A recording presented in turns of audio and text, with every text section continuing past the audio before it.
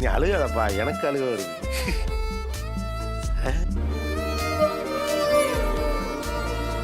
கல்லு மாதிரி இருக்கவன இப்படி பண்றியே, இதெல்லாம் நியாயமா சொல்லு. என்ன உனக்கு தான் அழுக திரும்பி நினைச்சிட்டு இருக்கியா?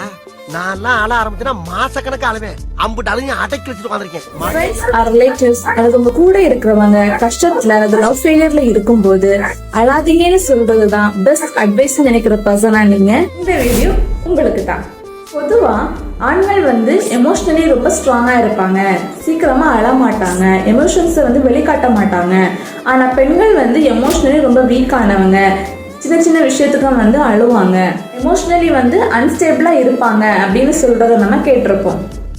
ஆனா உண்மை என்னன்னா, நம்ம டியர்ஸை கண்ட்ரோல் பண்ணும்போது நம்ம கண்ணில் இருக்கிற இன்ட்ரோ ஓகுலர் ப்ரெஷரோட லெவல் இன்க்ரீஸ் ஆகும். அதனால நமக்கு தலைவலி, தலை சுற்று, மென்டல் ஸ்ட்ரெஸ் அதிகமா இருக்கும். பட் நீங்க அழும்போது உங்களோட கார்டிசோல் லெவல் கம்மியாகும். அதனால நீங்க எதனால அழுறீங்களோ அதோட பெயின் கம்மியாகும் அண்ட் நீங்க பெட்டரா ஃபீல் பண்ணுவீங்க. அட் தி சேம் டைம் எண்டோட்ரோபின்ஸோட லெவலாக இன்க்ரீஸ் ஆகும். ஸோ அதனால உங்கள் மூட் பூஸ்டப் ஆகும் அண்ட் உங்களோட ஃபோக்கஸ் இம்ப்ரூவ் ஆகும். ஸோ நெக்ஸ்ட் டைம் அழுக வந்துடுச்சுன்னா அழுதுருங்க, கண்ட்ரோல் பண்ணணும்னு நினைக்காதீங்க.